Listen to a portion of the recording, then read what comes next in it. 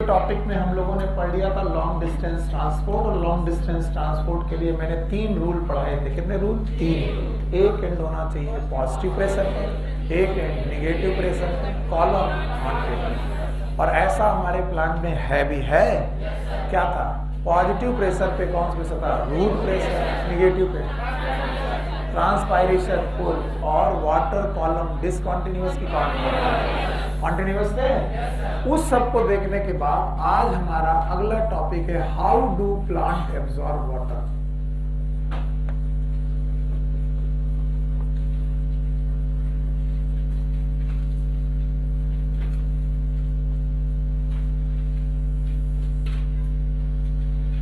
Plant water को कैसे absorb करते हैं? So most of the time जब मैं बच्चों से पूछता हूँ व्हाट इज एब्जॉर्प्शन, तो मैं बता रहा हूँ बच्चे कहते हैं कि एब्जॉर्प्शन की डेफिनेशन ही मुझे नहीं मालूम। तो कहते हैं एब्जॉर्प्शन मतलब एब्जॉर्ब कर लेना।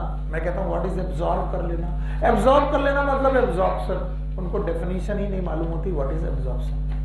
तब मैं उनसे बोलता हूँ कि draw your diagram what ever you है। अभी तक आपने जो भी सीखा है उसको आप ड्रॉ करो, और ड्रॉ करने के बाद रूट को ड्रॉ करो, और रूट को ड्रॉ करने के बाद पानी यहां पर सोचो, और इस पानी का या फिर इस मिनरल का कहां तक पहुंच जाना एब्जॉर्प्शन है वो मुझे बताओ।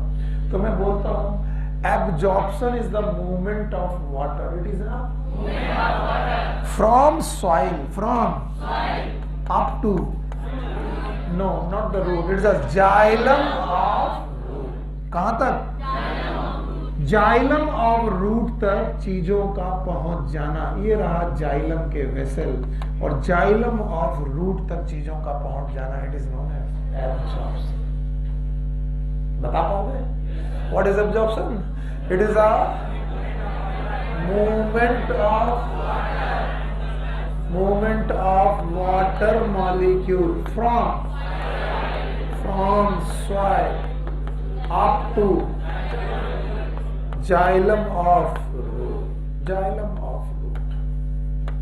तो अभी मैं तुमको पढ़ा दूं मुझे क्या पढ़ाना है। जब भी मैं ये एरो बनाऊंगा इसका मतलब ये एब्जॉर्प्शन है। क्या है? एब्जॉर्प्शन। और जब भी मैं ये एरो बनाऊंगा इसका मतलब एब्जॉर्प्शन है कि ट्रांसलोकेशन। क्या मैं आपको ट्रांसलोकेशन बता चुका हूं?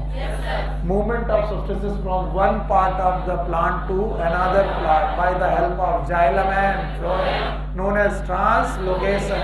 Hypothesis is mass flow, एक and positive, एक and negative, column. Got my point? तो बताओ ये absorption है क्या? क्या ये absorption है? और अगर ये absorption है तो इसकी feeling क्या? What is feeling of the absorption? Movement of water from side. और हमारे टॉपिक का नाम है how do plant absorb water. क्या नहीं बात करना है? मिनरल। तो हम वाटर की तरफ देखते हैं। खैर, जाइलम ऑफ रूट तक पहुंचने के लिए हमें रूट की एनाटॉमी आनी चाहिए। क्या आनी चाहिए? और क्या आपको एनाटॉमी आती है? मुझे बताइए। सबसे बाहर एपिडर्मिस, फिर एपिडर्मिस की कॉर्टेक्स, बोलो कॉर्टेक्स है। अच्छा, रूट के बाद फिर क्या आया? Endodermis. Thank you very much, it is endodermis. Endodermis की स्ट्रिप याद है? नाम बताओ। और फिर पेरिसाइकल। वेरी गुड, पेरिसाइकल है। और फिर रूट है तो वस्कुलर बंडल, रेडियल। कैसे? रेडियल। और रेडियल का मतलब जाइलम अलग, फ्लोएम अलग। मान लीजिए ये है जाइलम, तो ये फ्लोएम, ये फ्लोएम, ये क्या है? जाइलम। तो बताओ जाइलम और फ्लोएम एक ही साथ है क्या? पक्का? तो बताओ ये रहा अगर जाइलम, ये रहा अगर जाइलम, तो what is absorption? Movement of water from soil से चलकर कहां तक पहुंचना? जाइलम। जाइलम तक पहुंचना it is known as absorption. तो जब भी मैं पूछूं एब्जॉर्प्शन, कोई ये नहीं बोलेगा एब्जॉर्ब कर लेना, नहीं, कोई नहीं बोलेगा। ये बोलेगा तो गड़बड़ बोलेगा। बताओ what is absorption? Movement of water from soil up to xylem of root. और इसमें रूट की मॉर्फोलॉजी बड़ी मदद करती है। अगर आपको रूट की मॉर्फोलॉजी याद है तो काम बन जाना है मेरा। आपको याद होगा रूट के 3 जोन, याद है? पहले कैप, नाम बताओ। रूट, बहुत बढ़िया, रूट कैप है। दूसरा मेरिस्टेमेटिक, क्या ये मेरिस्मेटिक जोन है? ये इलॉन्गेशन जोन पक्का। और ये मैचुरेशन जोन है। और मैचुरेशन जोन में कौन पाया जाता है? Root hair. मैंने पढ़ाया था तो रूट हेयर पाए जाते हैं। रूट हेयर सरफेस एरिया घटाते कि बढ़ाते? ये क्लास चाहिए बस। और क्या चाहिए मुझे? यहां पर तुमने एक रूट हेयर एज्यूम किया। अगर रूट हेयर एज्यूम किया तो तुम किस जोन की रूट की बात कर रहे हो? यस, तो maximum absorption of water take place from the meristematic elongation की मैचुरेशन। क्योंकि बड़ा ऑब्वियस है, यहां पर सेल में जाइलम नहीं होगा। क्यों नहीं होगा? क्योंकि सारी सेल डिवाइड कर रहे हैं और ये मैच्योर नहीं है। यहाँ पर भी मैच्योर नहीं है। और मैच्योर हुई होगी तो यहाँ मैचुरेशन मतलब मेरिस्टेमेटिक की परमानेंट। तो टिश्यू जाइलम एक टिश्यू कैसा टिश्यू है? परमानेंट। तो परमानेंट टिश्यू यहाँ तो यहाँ पर एब्जॉर्प्शन होगा कि नहीं होगा? होगा भी तो पैरेन्काइमा या मेरिस्टेमेटिक टिश्यू में होगा। तो मैक्सिमम की मिनिमम तो मैक्सिमम एब्जॉर्प्शन हमेशा रूट हेयर जोन में होगा। और रूट हेयर जोन में मैक्सिमम एब्जॉर्प्शन होने का कारण भी ऑब्वियस पता चलता है। पहला कारण ये क्योंकि यहाँ पर मैचुरेशन जोन है, बहुत सारा जाइलम है। और दूसरा यहाँ पर सरफेस एरिया कम की ज्यादा और सरफेस एरिया ज्यादा।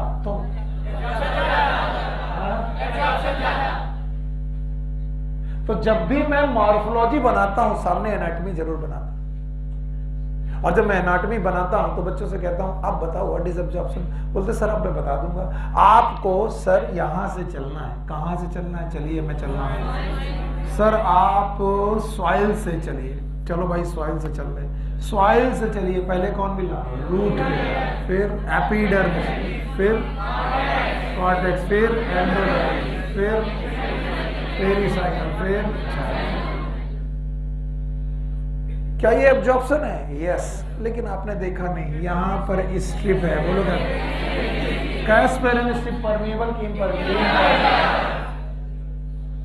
तो एब्जॉर्प्शन इतना आसान नहीं है जितना दिखता है कि सर यहां से पानी चला वहां पहुंच गया। कोई खरगोश को उसके घर थोड़ी ना पहुंचाता है। आपने वो सब देखी होगी पजल। खरगोश को उसके घर पहुंचाओ तो तुम रास्ता बना देंगे। ये वो नहीं। यहां सेल है और मुझे उन सेल के नाम चाहिए। सबसे बाहर एपिडर्मिस, फिर कॉर्टेक्स, फिर एंडोडर्मिस, फिर पेरिसाइकल, फिर जाइलम। और जाइलम में कितने टिश्यू? 4। याद है? एक और ट्रैकी, वेसल। और मुझे मेनली पहुंचाना है बेटा, मेनली पहुंचाना है वेसल तक। कहां तक? आप बताओ व्हाट इज एब्जॉर्प्शन? बता पाओगे? It is a movement of water from xylem of root. और बोलते हैं यहां से यहां तक पानी पहुंचे, इसके लिए भी भगवान ने 2 रास्ते बनाए हैं। कितने रास्ते? और वो 2 रास्ते 2 पाथवेज के नाम से जाने जाते हैं। One is known as apoplast. फिर से बोलो। और दूसरा कौन सा? तो बताओ पानी के एब्जॉर्ब करने के कितने पाथवे? एक एपोप्लास्ट, दूसरा सिम्प्लास्ट। और एपोप्लास्ट और सिम्प्लास्ट के ये 2 पाथवेज हैं, इसी से वाटर एब्जॉर्प्शन होता है। और आज मैं आपको एपोप्लास्ट और सिम्प्लास्ट सिखा दूंगा क्योंकि तुमको ये मालूम है कि तुमको कहां चलना है। चलो रूट में तुम्हें कहां से कहां तक जाना है? सॉइल से जाइलम ऑफ रूट। सॉइल से अगर वो कर गए तो वो क्या कहलाएगा? एब्जॉर्प्शन। मैं इसे हटा दूं? अब अगर मैं इसे हटा दूंगा तो मुझे बड़ा रिलीफ मिलेगा क्योंकि तुमको डेफिनेशन आ गई। What is absorption? Movement of xylem of. तो चलिए रूट, सॉइल से लेकर रूट तक क्या क्या मिलेगा? बनाए? सबसे बाहर एपिडर्मिस। आपकी बुक ने बनाई है तो आप बना सकते, कोई दिक्कत नहीं। एपिडर्मिस के बाद बोलो कॉर्टेक्स। कॉर्टेक्स के बाद सबसे बाहर एपिडर्मिस, एपिडर्मिस के बाद cortex. Very good. Cortex, cortex के बाद endodermis. Thank you very much. Endodermis के बाद पेरिसाइकल। और इसके बाद जाइलम वेसल। मैं इसको वेसल मान लेता हूं। आपने देखा होगा मैंने गैप छोड़ा, क्यों गैप छोड़ा? क्योंकि I want to make a wall also, और वॉल हर जगह मिलेगी क्योंकि बेटा ये लोग प्लांट है, कैसी हैं? और प्लांट सेल में मेम्ब्रेन के अलावा क्या पाई जाती है? Cell wall. अगर सेल वॉल पाई जाती है तो ये सारी कोशिकाओं के पास अपनी अपनी सेल वॉल है। अब ऐसी एक सेल वॉल नहीं है, बहुत सारी सेल वॉल है, बहुत सारी सेल है। तो मान लो ये एक सेल है, तो मैं बताना चाह रहा हूं कि यहाँ सेल्स की कमी थोड़ी ना, सेल तो बहुत सारी हैं सर, पर मैं इनको एक ही प्रकार की सेल में दिखा रहा हूं। तो बताओ ये सारी सेल क्या कहलाएंगी? एपिडर्मिस, ये कॉर्टेक्स, ये एंडोडर्मिस, ये कुछ लोग अभी भी भटक गए होंगे कि सर क्या पढ़ा रहे समझ में नहीं आ रहा। चलो पढ़ा रहा हूं मैं। सबसे बाहर, फिर कॉर्टेक्स के एक लेयर की बहुत सारे, मैंने एक ही बनाई है लेकिन है बहुत सारे, फिर एंडोडर्मिस, फिर वैस्कुलर। मुझे यहाँ तक पहुंचना है तो रास्ते में जो जो मिलेगा याद है? तो पहले क्या मिलेगा? एपिडर्मिस, फिर कॉर्टेक्स मिलेगा, कॉर्टेक्स मिलेगा। आप बताओ एंडोडर्मिस मिलेगा। यहाँ पर एक स्ट्रिप मिलेगी, याद है? बोलो कौन सी? कैस्पेरियन। सर ये कैस्पेरियन स्ट्रिप है। बताओ प्लाज्मा साइटोप्लाज्म के अंदर मिलेगी, वॉल के अंदर? साइटोप्लाज्म में तो नहीं मिलेगी, वॉल में मिलेगी। अच्छा बताओ एंडोडर्मिस के बाद ये पेरिसाइट और ये जाइलम का वेसल। शाबाश। और इस जर्नी को पढ़ना है। बताओ रूट हेयर कहाँ मिलेंगे? एपिडर्मिस में मिलेंगे। तो हम एक एज्यूम कर लेते हैं कि ये रहा रूट हेयर, हम पूरा एज्यूम्पशन लेके चल रहे, ये रहा रूट हेयर। अब यहां पड़ा हुआ है वाटर, चलिए उठाते हैं। ये रहा वाटर, बोलते हैं वाटर को एब्जॉर्ब करा करके हमें जाइलम तक पहुंचाना है। तो सबसे पहले वाटर का होगा इम्बिबिशन। क्या होगा? इम्बिबिशन। बहुत ऑब्वियस है। क्यों? क्योंकि मैं बता सकता हूं, क्योंकि इसकी मेम्ब्रेन कैसी है? कोलाइडल। और कोलाइडल मेम्ब्रेन में एब्जॉर्प्शन की एडजॉर्प्शन, तो पानी एब्जॉर्ब हो जाएगा। पानी एब्जॉर्ब होकर सेल के अंदर आएगा कि cell wall? Cell wall. Cell wall is made up of cellulose. Cellulose की सेल वॉल बनी हुई है, इसी को बोलेंगे बेटा सेल वॉल में आ जाना। सेल वॉल में आना किस प्रोसेस से?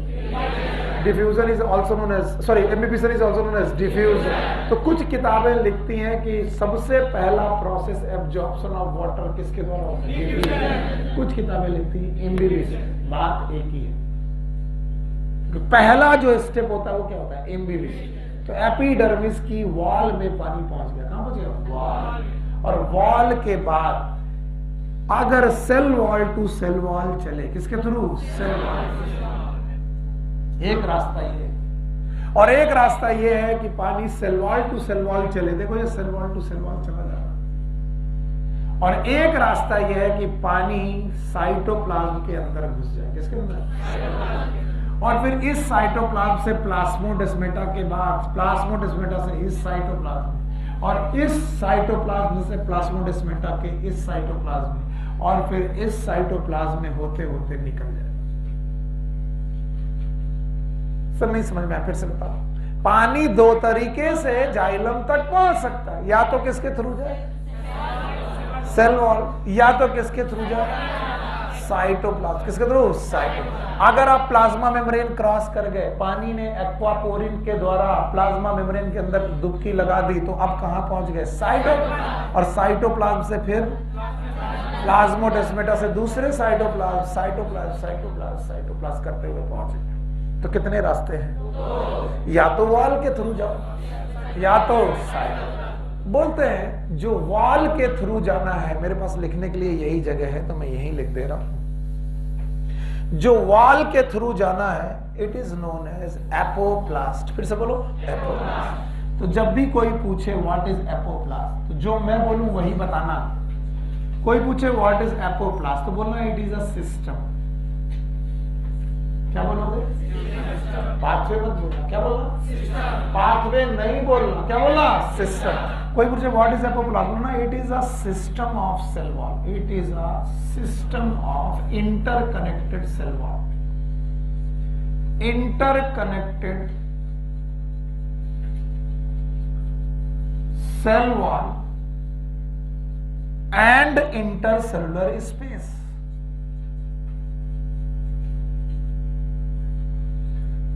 सेल वॉल आपस में इंटरकनेक्टेड हो और उनमें स्पेस भी पाए जा रहे हो तो इसे बोलेंगे एपोप्लास्ट। ये यहां बड़ा ऑब्वियस दिखाई पड़ता है। बोलो ये क्या है?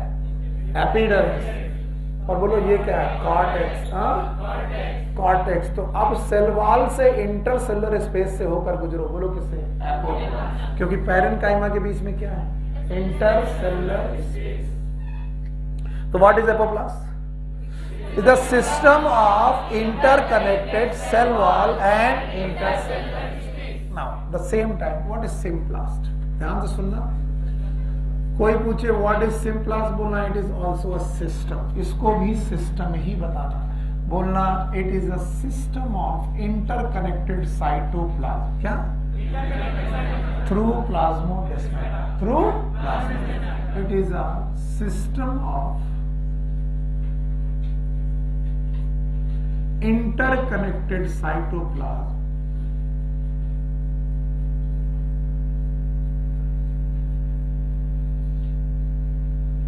through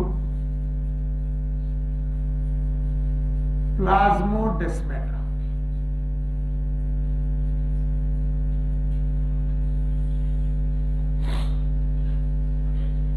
तो हमारे पास दो सिस्टम है। हम साइटोप्लाज्म से साइटोप्लाज्म से साइटोप्लाज्म से साइटोप्लाज्म जाएं, लेकिन किसके थ्रू जाएं? प्लाज्मोडेस्माटा। तो हम किसके थ्रू जाएंगे? सिम्प्लास्ट। और हम एपोप्लाज्म के थ्रू जाएं। It is a system of interconnected cell intercellular space. अब ध्यान सुनना, दोनों रास्ते आपके लिए खुले हैं, लेकिन एक रास्ता फास्ट है। क्यों? सुनो क्यों? क्योंकि जो जड़ें हैं, इन जड़ों में इन्वायरमेंट की हीट पहुंचती है। क्यों? सूरज तप रहा तो धरती गर्म होगी, और धरती गर्म होगी तो हीट पहुंचेगी कहां तक? रूट से। और रूट तक अगर हीट पहुंची तो इवेपोरेशन होंगे। क्या होंगे? तो जो जितने भी इंटरसेलुलर स्पेसेस हैं, फिर से सुनो, किससे? यहां से इवेपोरेशन होगा। क्या होगा? इवेपोरेशन होगा। तो बताओ यहां पर पानी बढ़ेगा कि कम हो जाएगा? और कम होने की वजह से यहां निगेटिव प्रेशर बनता है। कैसा? और जहां पर आप बेटा पानी डाल रहे हो वहां पर प्रेशर, बोलो, एक एंड कॉलम नहीं आया। तो बताओ एपोप्लास्ट से जाना स्लो है कि फास्ट? एपोप्लास्ट से जाना फास्ट है। मैं बना रहा हूं, देखो मैं इसी कलर से बना रहा हूं, व्हाइट। एपोप्लास्ट से जाना फास्ट है क्योंकि एपोप्लास्ट आपको किस वे से लेके जाता है? मास फ्लो से। बोलो किससे? और मास फ्लो से जाना इज अ स्लो की फास्ट? तो आप बोलते हो apoplast is fast just because यहां पर क्या लग रहे हैं? मास। और कोई पूछे मास फ्लो क्यों, तो बता देना, बुक में भी लिखा है, एनसीईआरटी में भी। क्योंकि यहां पर क्या चलते हैं? इवेपोरेशन। तो इंटरसेलुलर स्पेसेस से पानी रुकता है कि निकलता है? इसलिए वहां पर कैसा चार्ज है? नेगेटिव। और एक है पॉजिटिव, और एक है कॉलम। तो स्लो की फास्ट। अब बताओ, तुमने सिंचाई देखी होगी, जिस नाली में पानी ज्यादा जा रहा, रुकावट कम है, उधर पानी, जिधर रुकावट कम उधर पानी कम जाएगा कि ज्यादा? तो कोई बताए ज्यादातर पानी कौन सा रास्ता लेगा? Most of the water, most of the absorption, ज्यादातर जो एब्जॉर्प्शन है वो एपोप्लास्ट फॉलो करता है। यही रास्ता फॉलो करता है। लेकिन कुछ लोग कहते हैं तुम एपोप्लास्ट जाओ, मैं साइटोप्लाज्म के अंदर घुसता हूं। और अगर साइटोप्लाज्म के अंदर घुसे, भाइयों बहनों इधर देखो, तो आपको मेम्ब्रेन क्रॉस करनी पड़ेगी। क्या? और प्लाज्मा मेम्ब्रेन क्रॉस करनी पड़ेगी तो दो चीजें चाहिए, सॉल्युबिलिटी एंड परमेबिलिटी। और इस वजह से आप सैचुरेशन की तरफ जाएंगे। किसकी तरफ जा सकते हो? तो इसका मतलब ये फास्ट हो जाएगा कि स्लो? ये अचानक बहुत ज्यादा नहीं, ये स्लो मूवमेंट है। तो बताओ सिम्प्लास्ट के जो मूवमेंट है, मैं लिख दे रहा हूं, सिम्प्लास्ट के जो मूवमेंट है फास्ट है कि slow? And the less water, ज्यादा वाटर इस तरीके से जाएगा कि बेटा एपोप्लास्ट। तो एपोप्लास्ट के दौरान ज्यादातर पानी भागेगा, बहुत तेजी से भागेगा, और एक स्लो तरीके से चल रहा। बोलो कौन? सिम्प्लास्ट। मैंने कहा ना, जो ज्यादा जल्दी में होते कहीं नहीं पहुंचते, कहीं पहुंच ही नहीं सकते, क्योंकि मैंने बोला जो आसानी से मिल जाए वो एक्चुअली मुश्किल से मिल रहा है। आप एपोप्लास्ट से गए तो कितना तक पहुंच पाएंगे, क्योंकि उसके आगे क्या है? फिर से बोलो, कैस्पेरियन स्ट्रिप है, और कैस्पेरियन स्ट्रिप के आगे परमीबल की इम्परमिएबल। तो बहुत तेजी से पानी भागेगा रूट में। किस रास्ते से? पर कहां रुकेगा? एंडोडर्मिस के आगे नहीं जाएगा। और लेकिन स्लो पानी कहां से जाएगा? सिम्प्लास्ट।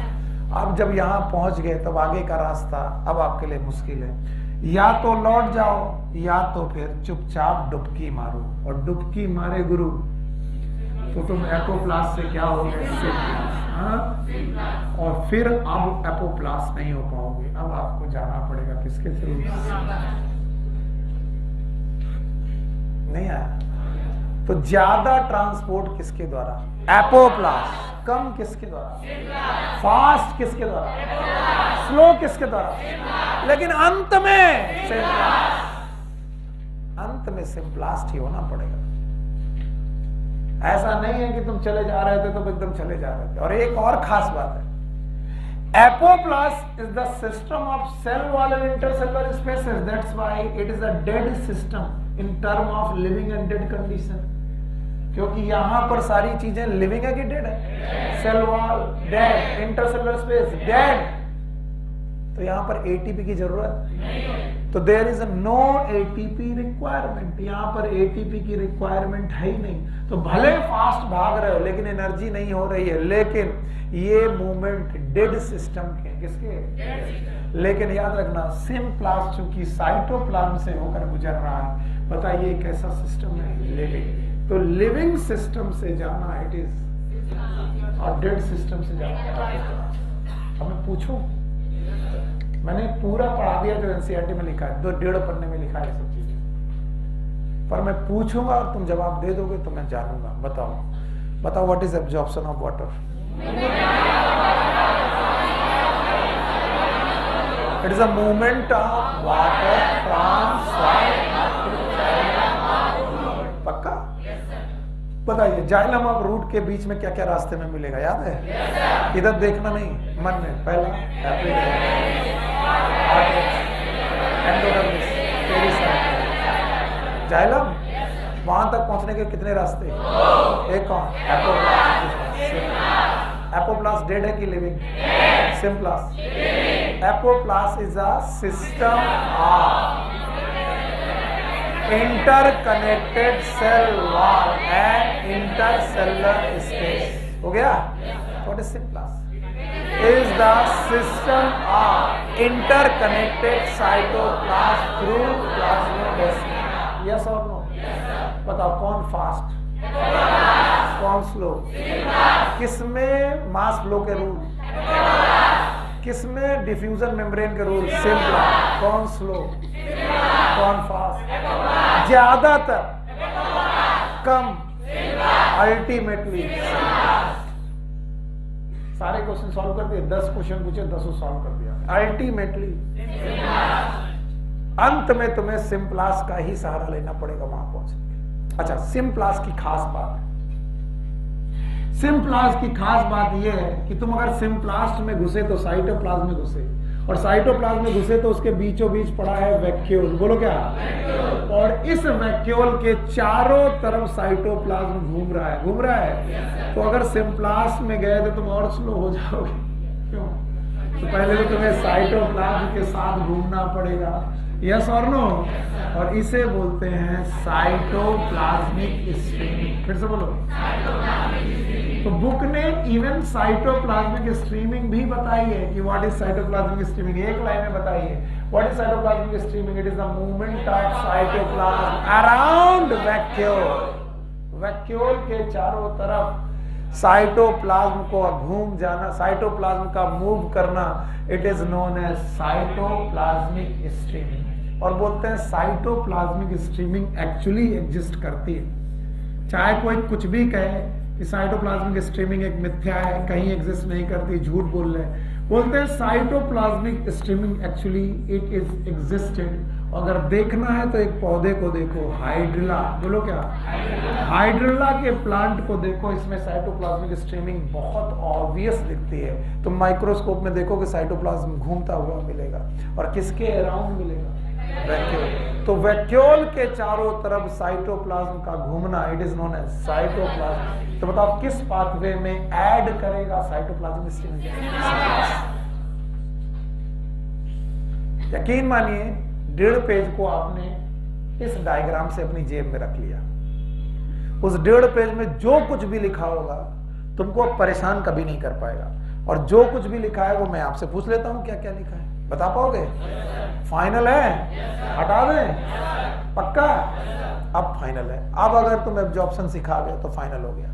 चलो 5 मिनट के अंदर पूरा एब्जॉर्प्शन बता देना।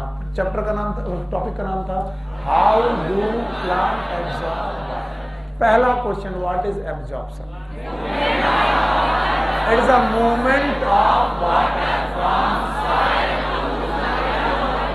देख तो नहीं रहा? अच्छा, रास्ते में क्या क्या मिलेगा याद है?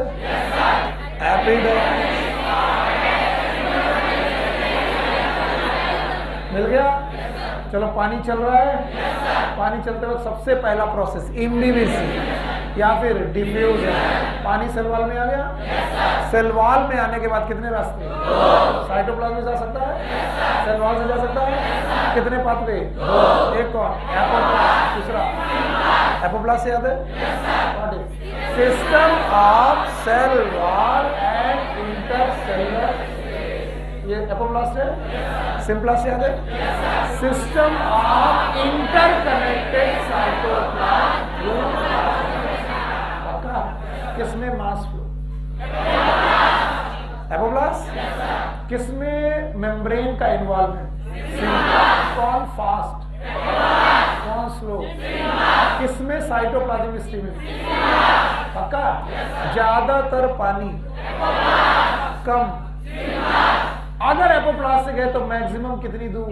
एंडोडर्मिस। आगे रास्ता बंद है क्योंकि आगे कैस्केड है। अब क्या करें?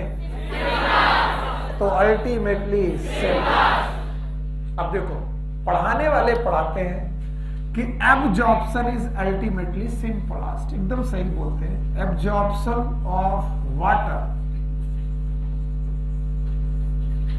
अल्टीमेटली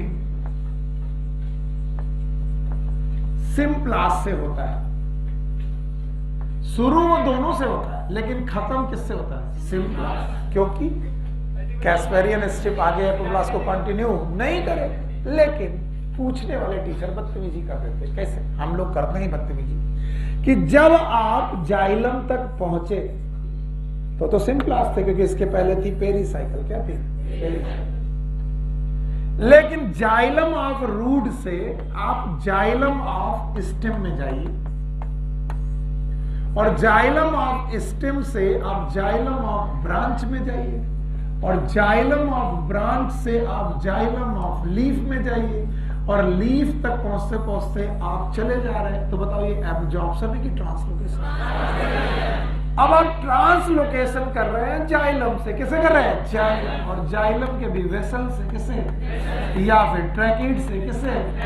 तो ट्रैकीड और वेसल लिविंग है कि डेड है? और डेड में जाना इज एपोप्लास्ट सिम्प्लास्ट।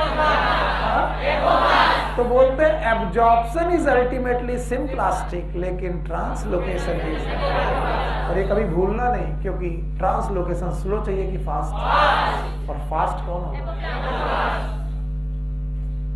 तो बुक लिखती है कि एब्जॉर्प्शन जनरली, अंततः एब्जॉर्प्शन अल्टीमेटली कैसा है? सिम्प्लास्ट, लेकिन ट्रांसलोकेशन। और कोई पूछेगा what is translocation, what is absorption, तो आप बता ही नहीं पाएंगे। आधे से ज्यादा जनता तुम्हें डिफरेंस नहीं बता पाएगी। पूछना what is apoplast, sorry what is absorption, what is translocation, बता नहीं पाएगी। तो उसे बताना सॉइल से जाइलम ऑफ रूट तक एब्जॉर्प्शन, जाइलम से जाइलम, जाइलम से जाइलम, इट इज। तो ultimately absorption is apoplast, apoplast symplast. और अल्टीमेटली ट्रांसलोकेशन। पक्का? और ये दोनों बातें जब सीख जाओगे तो बहुत आसानी हो जाएगी। इतना पढ़ा देने के बाद बुक आपको दोबारा ध्यान दिलाती है कि मॉर्फोलॉजी मत भूलना, और मॉर्फोलॉजी पे ये मत भूलना कि यहाँ पर एक कैप थी, वेरी गुड, रूट कैप। यहाँ एक जोन था, मेरिस्टेमेटिक, और यहाँ एक जोन था, कौन सा zone? Elongation zone, thank you very much. और यहाँ पर एक जोन, कौन सा जोन? और मैचुरेशन जोन पर हेयर थे, याद आया? और हेयर का नाम root hair. Root hair surface area घटाते थे, सरफेस एरिया को बढ़ाते, और सरफेस एरिया बढ़ जाने की वजह से एब्जॉर्प्शन काफी ज्यादा। अब सुनो, बोलते हैं there are some plant like pinus, जिनकी रूट में रूट हेयर थोड़े कम होते हैं या फिर रूट हेयर अब्सेंट होते हैं। और अगर रूट हेयर अब्सेंट होने लगे तो बताओ इनका एब्जॉर्प्शन का सरफेस एरिया कम होगा। तब ये ऐसे पाइनस के पौधे अपनी रूट में एक फंगस एसोसिएशन करते हैं। किसका? फंगस का एसोसिएशन करते हैं, नोन एज माइकोराइजा। मैंने पहले भी पढ़ाया है, माइको को अलग और राइजा को अलग। माइको मतलब फंगस, राइजा मतलब root. It is the symbiotic association, बोलो, between the fungus and roots of higher. और यकीन करो, अभी मैंने माइक्रोब वाले चैप्टर में पढ़ाया ना कि भैया ये जो माइकोराइजा होता है दो चीजें देता है। एक तो वाटर एब्जॉर्प्शन, याद है? दूसरा मिनरल, याद है? कौन सा मिनरल? फास्फोरस, फॉस्फेट, याद है? और मैंने फंगस का नाम भी बताया था, बोलो कौन सा? ग्लोमस। ग्लोमस जीनस का फंगस जो है वो माइकोराइजा बनाता है, याद है? बहुत पहले मैंने माइकोराइजा को डिटेल में तब पढ़ाया था जब मैं फंगस पढ़ाता। कुछ लोग भूल गए होंगे, ध्यान से सुने, फिर से सुने अभी उस माइकोराइजा को दोबारा, क्योंकि क्वेश्चन आया। माइकोराइजा जब भी बेटा कनेक्शन करता है फंगस के, इधर देखो तो सबसे बाहर है एपिडर्मिस। क्या बेटा? एपिडर्मिस। फिर है कॉर्टेक्स। थोड़ी देर शांत होकर सुनिए, ये रही कॉर्टेक्स, और इनमें माइकोराइजा अपना एसोसिएशन करने आया। माइको मतलब कौन? फंगस।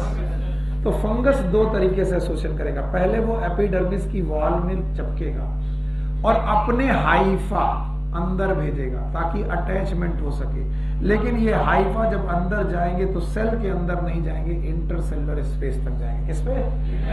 तो यानी ये फंगस अटैच तो होगा लेकिन सेल के अंदर घुसा हुआ कि नहीं? नहीं। ऐसा mycorrhiza, it is known as ectomycorrhiza. Ectomycorrhiza वो माइकोराइजा है जिसके हाइफा सेल के अंदर घुसते हैं कि नहीं? पर बेटा रूट में अटैच रहते हैं लेकिन सेल के अंदर नहीं घुसते। दूसरे तरीके का माइकोराइजा। अब की बार जो माइकोराइजा आप देखने जा रहे हैं, ये माइकोराइजा भी फंगस है लेकिन इसने अपने हाइफा सेल के अंदर घुसा के वेसाइकल के फॉर्म में बना दिए। किसके फॉर्म में? या फिर ब्रांचिंग बना दिए। क्या बना दिए? ब्रांचिंग। तो बताओ, ऐसे माइकोराइजा जो सेल के अंदर घुस गए हैं, इनका नाम है एंडोमाइकोराइजा। तो बताओ माइकोराइजा कितने प्रकार का? दो। एक कौन? एक्टोमाइकोराइजा। दूसरा जिनके हाइफा इंटरसेलुलर स्पेस पे है, एक्टोमाइकोराइजा, और जिनके हाइफा सेल के अंदर है, एंडोमाइकोराइजा। और एंडोमाइकोराइजा की खास बात कि या तो वो वेसाइकल बनाएंगे। क्या बनाएंगे? या फिर ब्रांच। क्या? इसीलिए इन्हें वैम बोलते हैं। क्या बोलते हैं? ये क्वेश्चन पूछा गया है जिसकी वजह से मैंने इतनी देर लगाया। वैम। And what is VAM? It is known as vesicular, avascular, vesicular avascular mycorrhiza। ऐसा माइकोराइजा जो दो फॉर्म में मिलेगा, या तो किस फॉर्म में, वेसाइकल या तो ब्रांच। एब्रेस्कुलम का मतलब होता है branch, so it is vesicular arbuscular mycorrhiza. तो कभी कोई पूछे what is VAM, VAM is a type of ecto की एंडो, तो VAM is a type of endo mycorrhiza. Endo mycorrhiza. What is VAM, V for vesicular. What is A? Abrascular. What is M? Mycorrhiza. It is vesicular abrascular mycorrhiza. So water absorption से के बारे में NCERT में जो जो कुछ दिया था मैंने कोशिश कर ली आपको आ जाए।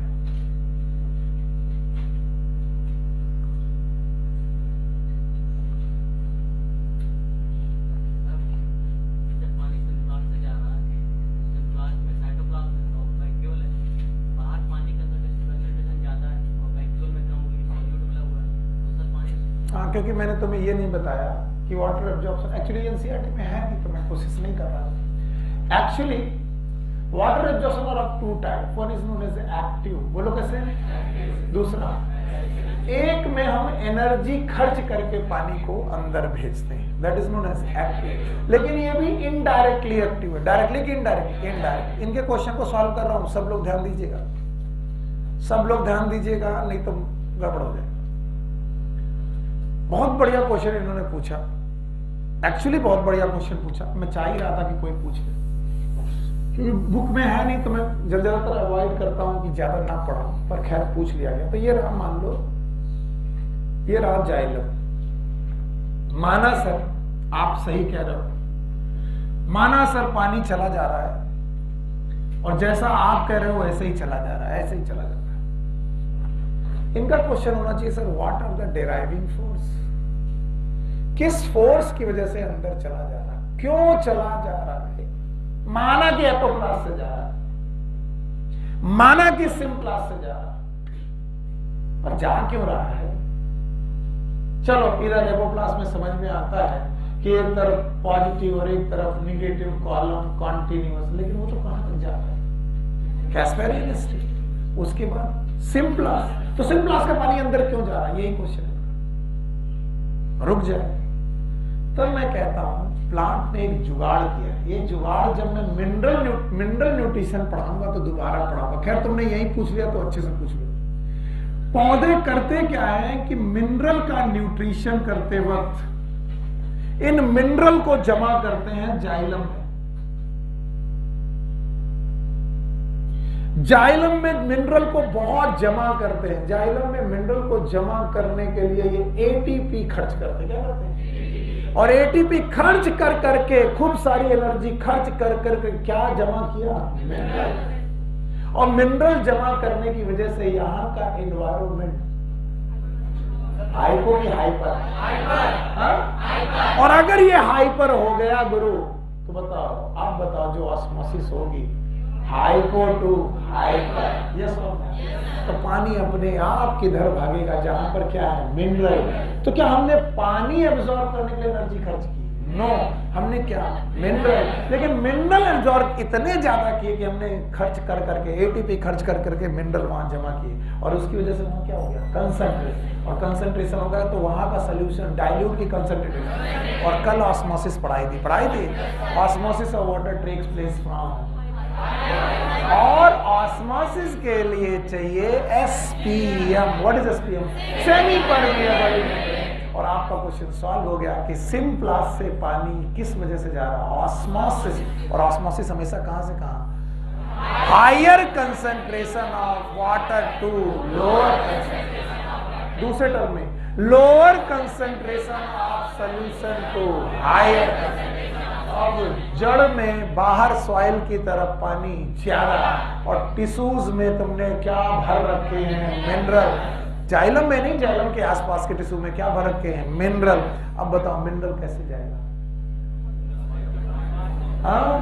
ऑस्मोसिस से। किससे, ऑस्मोसिस के लिए क्या चाहिए, एसपीएम। एसपीएम एपोप्लास्ट में है कि सिम्प्लास्ट, सिम्प्लास्ट। Your answer. किसमें जाएगा, क्यों नहीं, क्यों? तो दूसरी सेल वहां पर रुकी थोड़ी ना। अल्टीमेटली डिराइविंग फोर्स कहां पर है? जाइलम। तो जो भी पानी एक्स्ट्रा अमाउंट ऑफ वाटर को कौन ले गया? जाइलम। और अभी भी जाइलम भर जाना चाहिए, ऊपर कौन खींच रहा है? ट्रांसपिरेशन। ये तुम एक सीन देख रहे हो, ये पिक्चर का एक स्टिल फोटोग्राफ देख रहे हो। तुम पूरी मूवी की मैं एक साथ पूरी पिक्चर दिखाऊंगा तुम्हें कुछ नहीं आएगा। तो मैं तुम्हें एक फोटो खींच के बताया ये जा रहा पानी, और तुम कह रहे हो ये जा रहा तो सर वैक्यूल फूलना चाहिए। वैक्यूल फूलेगा तब जब पानी वहां कलेक्ट हो। हम पानी को वहां कलेक्ट होने नहीं देंगे। हम कहां पूछेंगे? जाइलम। तो सर जाइलम फूलना चाहिए। जाइलम पे भी हम कलेक्ट नहीं होने देंगे। ट्रांसपिरेशन। कौन? तो जब तक ट्रांसपिरेशन चलता रहेगा पानी रुकेगा। और इसीलिए रात में पानी जड़ों में रुक जाता है, जो आगे का टॉपिक है। अगला टॉपिक रूट प्रेशर है। देखो अगला टॉपिक क्या है? टॉपिक का पूरा नाम बताओ। Water movement up plant. अभी तो हमने वाटर का क्या कर लिया? एब्जॉर्प्शन। अभी क्या बाकी है? ट्रांसलोकेशन। तो ये कोई अलग थोड़ी ना, तुम पानी यहां तक लेके आते यहां रुका थोड़ी ना, वो तो निकल गया। तो अगर तुमको जो मैं पिक्चर दिखा रहा हूं वो एक पिक्चर दिखा रहा हूं यहां तक की, तो ये कोई रुका थोड़ी ना, ये तो चल रहा है। You got my point? तो अभी मैं आपका प्लांट भी पढ़ाता हूं, चिंता मत करो। पानी ऊपर कैसे चल रहा है वो भी दिखाता हूं, और फिर पूरी के पूरे रास्ते को एक दूसरे के साथ कनेक्ट करो। और तुम ही कहोगे कि हाँ सर समझ में आ गया। अभी फिलहाल आ गया? चलो भाई हटा रहा हूं, हटा दूं? बताओ कितने रास्ते? एक कौन और एक, और चाहे एपोप्लास्ट से जाए चाहे सिम्प्लास्ट से जाए, there must be some driving force जो इसे डिराइव कर रहा हो। और डिराइविंग फोर्स के लिए तुमने वहां क्या जमा कर रखे? मिनरल। और मिनरल जमा किए कैसे? एनर्जी खर्च कर। तो वाटर एब्जॉर्प्शन इज एक्टिव कि mineral? Mineral absorption is active, that's why water absorption is passive. लेकिन एक्टिव मिनरल एब्जॉर्प्शन ना होता तो पैसिव वाटर एब्जॉर्प्शन ना। तो ultimately indirectly water absorption is active. नहीं आया? नहीं आया ना? आया? कितने रास्ते? दोनों दिख रहे हैं? एक कौन? एपोप्लास्ट। दूसरा? अब बताओ पानी कहां पहुंच चुका है? Xylem of roots. अब कहां जाएगा? Xylem of stem, branch, leaf. नीचे के ऊपर। तो टॉपिक का नाम क्या होगा? Water movement up plant. यही टॉपिक का नाम। So next topic is water movement up plant. Plant में पानी ऊपर चढ़ना, ये है दूसरा टॉपिक। तो मैं देखो तुम्हें क्या पढ़ा चुका हूं और क्या पढ़ाने जा रहा हूं वो तुम्हें मालूम होना चाहिए। बताओ क्या मैं ये पढ़ा चुका हूं? What it is? अब मैं क्या पढ़ाने जा रहा हूं? Thank you very much. अब मैं ये पढ़ाने जा रहा हूं water movement up plant. Water movement up plant, and that is known as ascent of sap. Please write it down, NCERT में नहीं तो लिख लेना। This is also known as ascent of sap.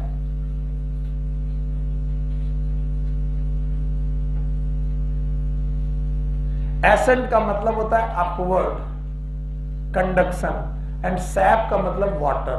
So कोई पूछे what is ascent of sap? बोलना upward conduction of water and mineral.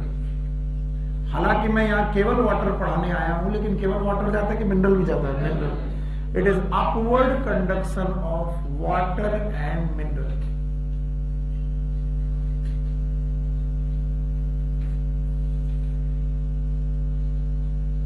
So water movement up a plant is nothing but it is ascent of SAP, और ascent of SAP की definition it is upward conduction of water and upward conduction of water and mineral.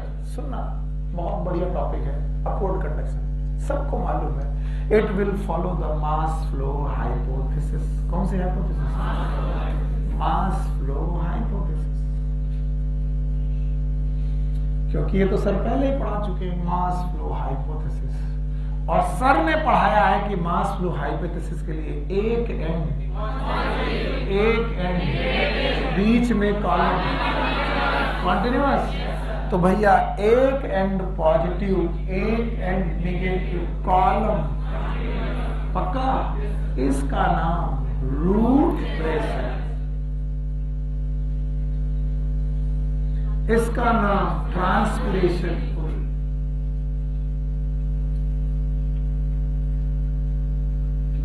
और यहां पर column continuous, xylem column है जिसके अंदर water column पड़े हुए हैं। तो सर ने जो पढ़ाया उससे भगने वाले नहीं है। अब बताओ यहां क्या लिखूं? पॉजिटिव में रूट प्रेशर, ओके, यहां पर ट्रांसपिरेशन पुल, ट्रांसपिरेशन पुल, और बीच में क्या लिखूं? Water column. बोलो क्या? और ये वाटर कॉलम है कहां पर? जाइलम में है। तो देखा जाए अपवर्ड कंडक्शन ऑफ वाटर में कौन सी हाइपोथेसिस लगती है? Mass flow. और मास फ्लो हाइपोथेसिस के लिए एक एंड पॉजिटिव और एक एंड नेगेटिव, और positive end is root pressure. तो सर हमें रूट प्रेशर पढ़ाओ। देखो बुक ने कितनी ईमानदारी से क्या पढ़ाया है? रूट। अपवर्ड कंडक्शन में जो पहला पॉइंट पढ़ाया वो क्या है? Root pressure. सो हमारा नेक्स्ट टॉपिक होना चाहिए root pressure. Sir please tell me about the root pressure, कि ये कैसे पैदा होता है। Then tell me about the transpiration pull. उसके बाद कौन सा है? देखो उसके बाद ट्रांसपिरेशन पुल है। इसका मतलब अपवर्ड कंडक्शन में दो ही बड़े फोर्स लगने हैं। बोलो कौन? दो बड़े फोर्स, बोलो कौन? Root pressure and transpiration. इसके अलावा कुछ नहीं। तो अब तुम्हारे क्वेश्चन का जवाब और आसान हो गया। इधर से पानी यहाँ रुक रहा है क्या? कॉन्टिन्यूअस ऊपर चढ़ाया जा रहा है, और यहाँ रुक रहा है क्या? बाहर जा रहा है। तो पानी कहीं रुक ही नहीं रहा। ट्यूबवेल से पानी निकल तो रहा है सर, लेकिन नाली कहीं ब्लॉक। फूलेगा तो तब जब नाली कहीं, एक तरफ से पानी निकल रहा है, एक तरफ से जा रहा। कौन सा फ्लो? लेकिन यहां तक एब्जॉर्प्शन, यहां तक, यहां ट्रांसपिरेशन। तो इस प्रोसेस का नाम ट्रांसपायरेशन, इसका नाम एब्जॉर्प्शन। क्यों हलवा बनाया जाए? क्यों टेंशन किया जाए किसी चीज को? नहीं सर हम तो मुश्किल में करके ही पढ़ेंगे। कुछ मुश्किल है नहीं। एक एंड कॉलम। ये और बात है कि पॉजिटिव एंड का नाम, नेगेटिव का नाम। तो tell me how root pressure has been developed. कैसे रूट प्रेशर पैदा होता है? आइए रूट प्रेशर को समझते हैं। समझे? चलो बाय करें इसे। चलो, how the root pressure is going to develop. तो पहले डेफिनेशन, फिर मैं उसको प्रूफ कर दूंगा। Root pressure is a positive hydrostatic pressure. शब्द को ध्यान सुनना, बोलो। पॉजिटिव उतना इंपॉर्टेंट नहीं है जितना ये hydrostatic pressure. It is a positive hydrostatic pressure. और हाइड्रोस्टैटिक प्रेशर तभी पैदा होता है जब पानी रुके। पानी, और आपने कहा पानी तो रुकना, तो देखते हो कब रुकेगा? रात में रुक जाएगा। क्यों? रात में ट्रांसपायरेशन, या फिर दिन में ट्रांसपायरेशन स्लो हो और एब्जॉर्प्शन ज्यादा, तब भी रुकेगा। यस और नो? क्या ज्यादा हो, क्या कम हो? और transpiration depend upon the sunlight. जैसे कोहरा हो और बेटा धूप ना निकली हो, तो बताओ रूट प्रेशर होगा? यस सर, क्योंकि हाइड्रोस्टैटिक। और हमको हाइड्रोस्टैटिक प्रेशर की डेफिनेशन बनाई गई है, P is equal to H rho G, जहां rho is a specific gravity of water. Specific gravity of water, ये स्पेसिफिक ग्रेविटी ऑफ वाटर जो लगभग 1 के बराबर ही है। G is acceleration due to gravity.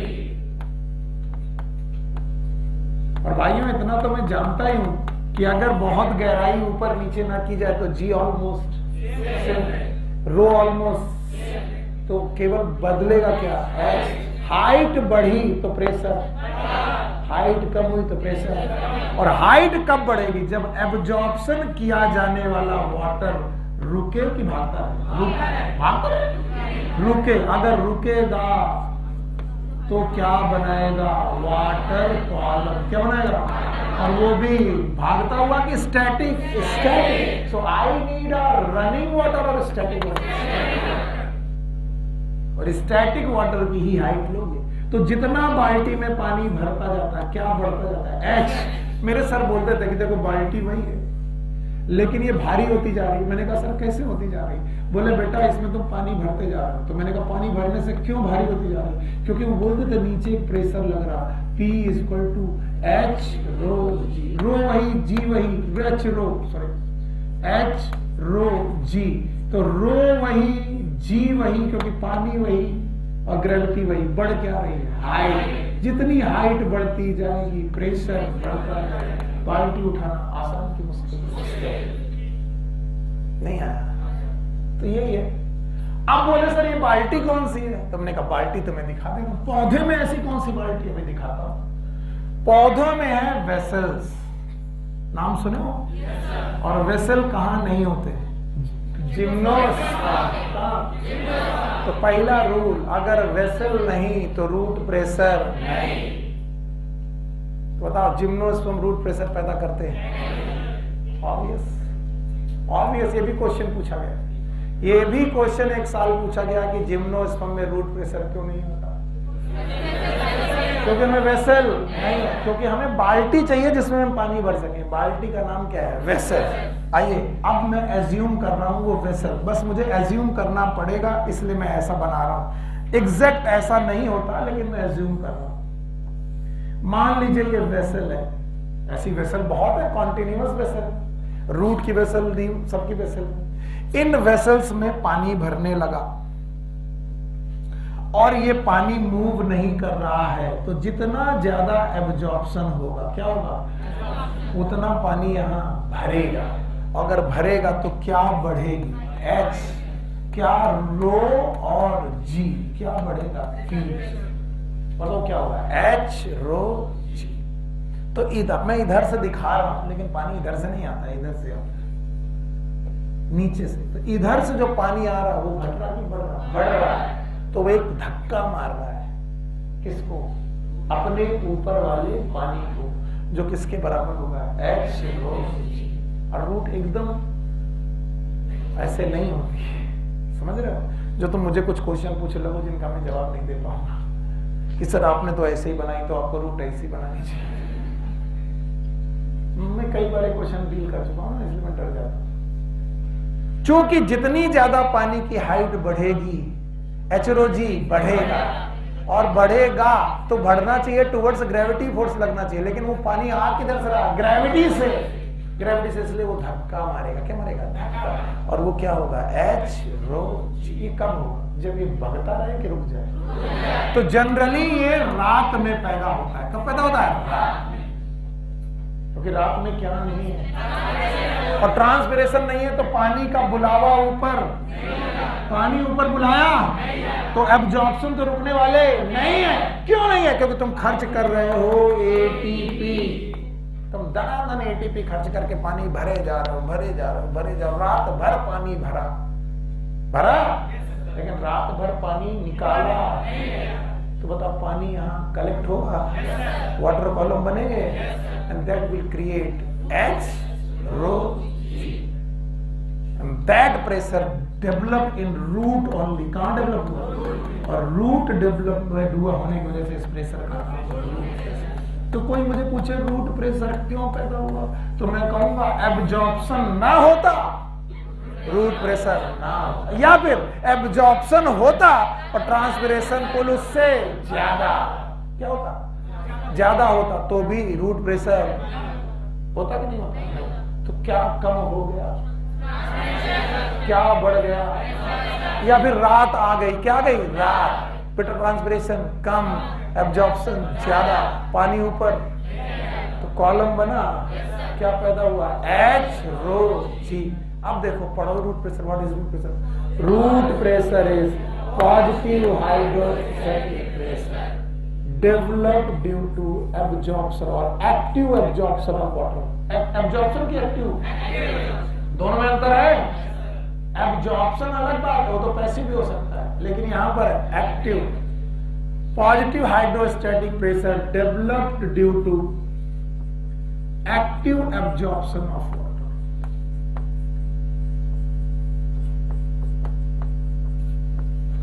Active absorption of water by root. So कोई पूछे what is root pressure, बता पाओगे?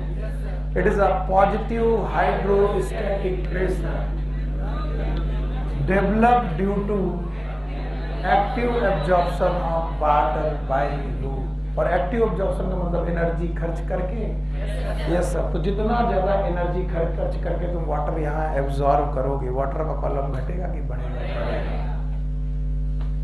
बोले सर देखा जा सकता है क्या? बोले हाँ, एक्सपेरिमेंट से प्रूव किया जा सकता है, लेकिन अर्ली मॉर्निंग। कब? क्योंकि जैसे ही दिन आएगा, धूप आएगी, क्या चालू हो जाएगा? और ट्रांसपायरेशन चालू हो गया तो जो पानी रुका है वो उड़ जाएगा, तो कॉलम नहीं बचेगा, तो H rho G, root pressure. बहुत खतरनाक टॉपिक है, अगर अच्छे से आते हैं तब तो आएंगे, नहीं तो नहीं है, नहीं तो केवल रट्टा मार के घर बैठो और हो जाता है।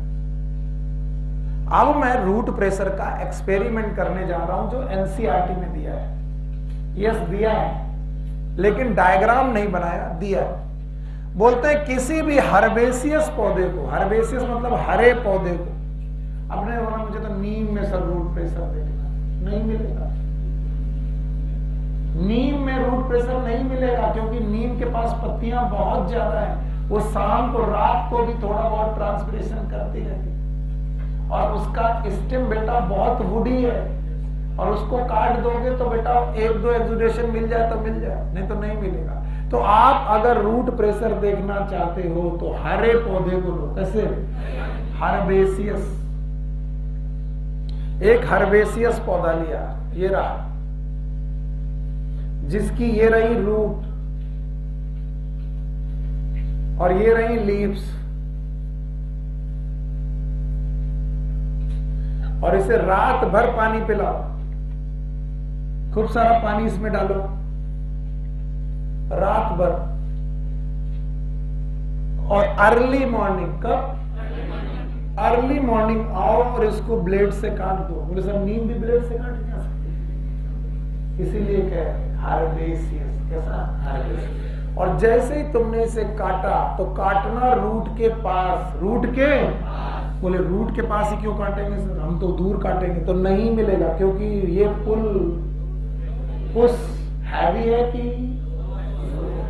तो जैसे ही तुमने बेटा इसे काटा, जैसे ही तुमने काटा तो कटे हुए पार्ट से बूंदें छलकने लगेगी। क्यों? क्योंकि नीचे से क्या लग रहा है? Root pressure. क्या लग रहा है? और ये रूट प्रेशर आपको पुश दे रहा है कि पुल? पुश। और ये पुश होगा मॉडेस्ट, हैवी की मॉडेस्ट। बोलते हैं बहुत बड़ा पुश नहीं होता, ये मैक्सिमम से मैक्सिमम 10 से 15 मीटर, बस इससे ऊपर पानी पहुंचा नहीं सकता, मैक्स। तो यूकेलिप्टस जैसे पौधों में जो 100-100 मीटर ऊंचे हैं, उनमें रूट प्रेशर से ज्यादा इंपॉर्टेंट कौन है? Transpiration. So which is the main force for the ascent of cell? Transpiration. नहीं आया? आया? तो बताओ ये मॉडेस्ट फोर्स है। बोलते हैं तुम इसे नाप भी सकते हो, तुम यहां पर एक रबर लगा दो, रबर लगा दो, चलो लगा देते हैं रबर, और बोलते हैं इस कटे हुए प्लांट में रबर लगा दो, और इस रबर वाल को एक टैप के साथ जोड़ दो, धीरे धीरे पानी भरता जाएगा। तुम इतना जितना पानी यहां डालते जाओगे एब्जॉर्ब होता जाएगा, पुश मिलेगा, थोड़ा बहुत पानी आपको यहाँ, तो पानी ऊपर चढ़ाते हो, हाँ, तो क्या रूट प्रेशर वाकई एग्जिस्ट करता है? Yes sir. तो बोलते हैं रूट प्रेशर को देखने के लिए आपको अपना हर्बेसियस प्लांट का स्टेम कहां से कट करना है? रूट से कि स्टेम से? स्टेम से, बट नियर द। तो आपको पुल मिलेगा कि पुश? और ये पुश हैवी की मॉडस्ट? और क्या ऐसे बूंदे छपलक जाएंगी? क्या उन्हें तुम कलेक्ट कर सकते हो? यस। कहते हैं हर बार रूट प्रेशर देखने के लिए जरूरी नहीं है कि तुम एक्सपेरिमेंट करो। नेचर ने भी व्यवस्था कर रखी है, और नेचर ने एक व्यवस्था की है, नाम है गटेशन। फिर से सुनो, गटेशन हर्बेसियस पौधों में ही मिलेगा, नीम में नहीं मिलेगा, हर्बेसियस प्लांट में ही मिलेगा। अब ये क्या होता है पहले सुनो। जैसे ज्वार, बाजरा, बार्ले, ऐसे पौधे जो हर्ब हैं, इन पौधों को अर्ली मॉर्निंग देखने जाओ। अर्ली मॉर्निंग जब देखने जाओगे तो इन पौधों की अर्ली मॉर्निंग में पत्तियों के मार्जिन से ओस जैसी छलकती हुई बूंदें दिखाई पड़ती है। यस और नो? ये ओस नहीं है, ये पानी निकला है जो लीफ के मार्जिन से निकला है। कहां से? और लीफ के मार्जिन से ये पानी की बूंदें क्यों निकली है? क्योंकि इन्हें धकियाया गया है। कहां से? रूट से। कि ऊपर भागो। क्यों धकियाया गया? क्योंकि इनका मेन काम ट्रांसपिरेशन चल रहा था कि नहीं चल रहा था? नहीं चला। तो ट्रांसपिरेशन ना चलने की वजह से, सुनो, ट्रांसपिरेशन ना चलने, कट का मतलब होता है ना चलने की वजह से एब्जॉर्प्शन बंद नहीं हो जाता। एब्जॉर्प्शन तो जारी रहेगा। कैसा एब्जॉर्प्शन? पैसिव की एक्टिव? एक्टिव एब्जॉर्प्शन जारी रहेगा। और एक्टिव एब्जॉर्प्शन जारी रहेगा तो वाटर कॉलम, और वाटर कॉलम बनते रहेंगे तो पुश। कौन सा पुश? Root pressure. और क्या रूट प्रेशर इस पानी को ऊपर भेजता रहेगा? क्योंकि पौधे बहुत ऊंचे नहीं है, छोटे हैं, तो क्या ये 10 से 15 मीटर तक पानी को भेजेगा? पानी पहुंचेगा लीफ के पास। लीफ कहेगी अब मैं कहां भेजूं? बोले कुछ नहीं, नीचे से धक्का आ रहा। कौन मार रहा? तो रूट प्रेशर इस पुल और पुश। तो बोला गया पानी को धकियाया जा रहा, निकालना ही पड़ेगा। तो वेपर के रूप में निकलेगा कि ड्रॉपलेट? ड्रॉपलेट के रूप में पत्तियों के कोने से छलक जाएगा। और ये छलका हुआ पानी क्यों है? ट्रांसपिरेशन से कि गटेशन से? गटेशन। तो गटेशन का कारण कौन सा प्रेशर है? ये क्वेश्चन भी पूछा जा चुका ऑल इंडिया पीएफटी में 3 बार कि व्हाट इज, इस साल आया था, पिछले साल, कि which is the pressure required for guttation? What is guttation? Loss of water. Loss of water in the form of water droplets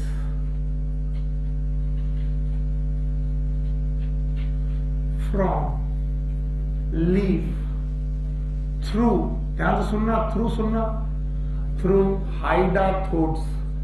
hydathodes उन ओपनिंग को बोलते हैं जिनसे पानी छलकता है। और ये हाइडाथोड्स हमेशा ओपन रहती हैं, कभी बंद। ये स्टोमेटा जैसी नहीं है। स्टोमेटा बंद भी हो सकते हैं, खुल भी सकते हैं। हाइडाथोड्स हमेशा खुले रहते हैं। और इन हाइडाथोड्स को हम लोग वाटर स्टोमेटा का नाम देते हैं। कौन सा नाम? Water stomata.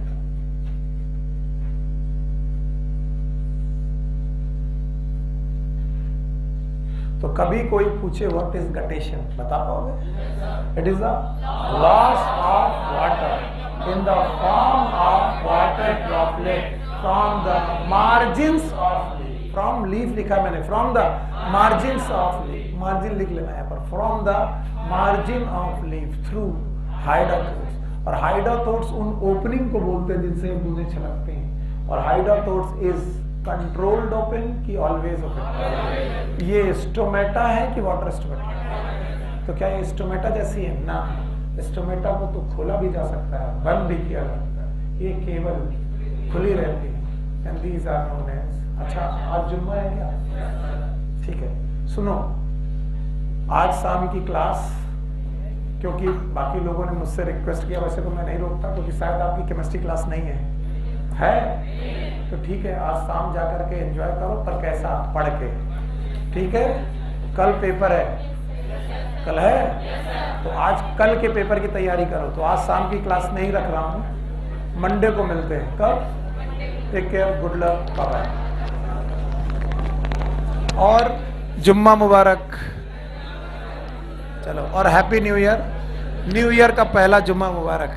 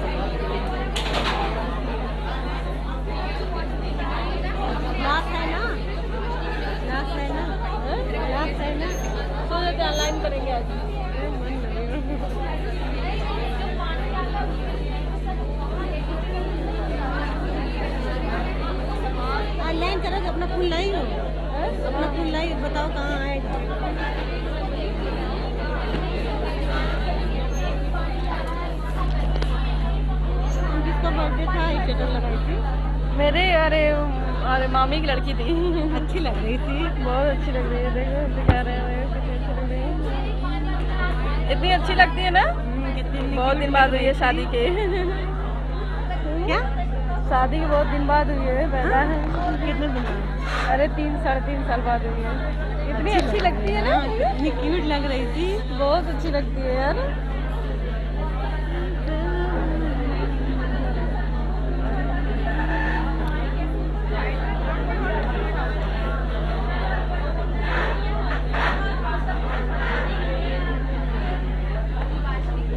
इतना यूट्यूब पे आता रहता है ना, गुस्सा आता है।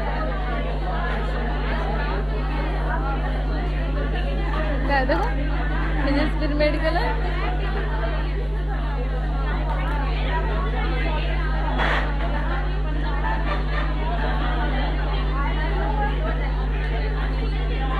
यहीं पे किसी में ऊपर नीचे करती रहना ना तो लाइव दिखाएगा। हाँ, लेकिन हमको लग रहा है ना 49 के बाद आया ही नहीं है क्या लेक्चर, क्योंकि उसके बाद एक लेक्चर जो अभी चला के देख रहे हैं, अभी खुद ही पता चल जाएगा। अगर नहीं आया होगा तो जाना पड़ेगा क्लास करने। हम तो आएंगे।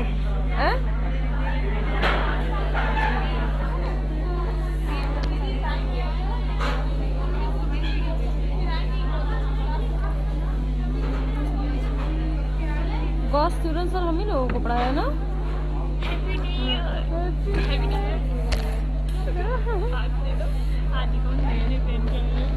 सच में ऐसे हम ही लोगों को तो सर ने पढ़ाया है ना। हाँ, आएगा लेक्चर। रुको एक मिनट भागना ना।